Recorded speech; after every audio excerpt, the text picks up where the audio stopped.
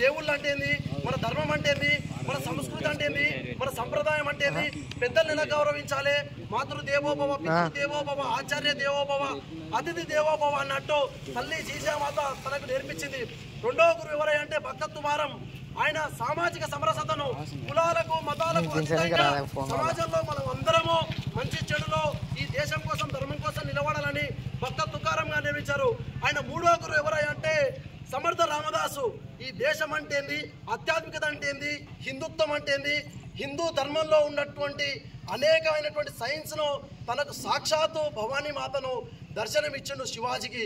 కాబట్టి నలుగురు గురువు ఆధ్వర్యంలో ఛత్రపతి శివాజీ 1630 ఫిబ్రవరి 19 నాడు వైశాఖ మాసం త్రయోదశి నాడు జన్మించడం జరిగింది. ఛత్రపతి శివాజీ కాలంలో ఎవరైతే హిందువుగా జీవించకపోతే వాళ్ళకు సొంతి చేసే పరిస్థితి ఉన్నది. కాబట్టి ఛత్రపతి శివాజీ మహారాజ్ మన అందరికీ నిదర్శనం. ఆయన చరిత్ర కోల్పోతున్నాం. కాబట్టి ఛత్రపతి శివాజీ గురించి ఒక 2 అంశాలు చెప్పి మనతో ముగిస్తాను.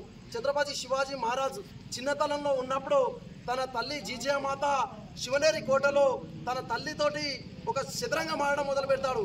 చదరంగంలో ఆడుతుంటే శివాజీ మహారాజుకు తన 8 ఏళ్ల వయసులో ఉన్నప్పుడు చదరంగంలో నువ్వు ఓడిపోతే నేనేదంటే నాకు అది ఇవ్వాలని ఛత్రపతి శివాజీ అడిగినప్పుడు తాను చిన్న వయసు అయినప్పటికీ కూడా సరే అమ్మ నువ్వు ఏది ఆడితే అది ఇస్తానని చెప్పేసి చదరంగం ఆడడం మొదలు పెడతాడు. చదరంగంలో ఆడుతూ ఛత్రపతి శివాజీ ఓడిపోవడం జరుగుతుంది. ఓడిపోయిన తర్వాత అమ్మ నువ్వు అడిగినావు ఏందో చెప్పంటే అక్కడ ఎగురుతున్నటువంటి ఆ శివనేరి కోటలో ఆ ఆకుపచ్చ జెండా తీసేసి ఈ పరమ పవిత్రమైన భగవద్గీతను పెట్టాలని చెప్తే అప్పుడు తను ఆ ఛత్రపతి శివాజీ తన చిన్న వయసులో 16 ఏళ్ల వయసులోనే కత్తి పట్టి యుద్ధం చేసినటువంటి ధీరుడు, వీరుడు, శూరుడు ఎవరన్నారంటే ఛత్రపతి శివాజీ మహారాజే. ఆయన గురించి చెప్పుకుంటూ పోతే అనేక గంటలు ఉంటుంది. కాబట్టి సమయ సందర్భం లేదు కాబట్టి ఆయన గురించి 2-3 అంశాల్లో పూర్తి చేస్తున్నాను.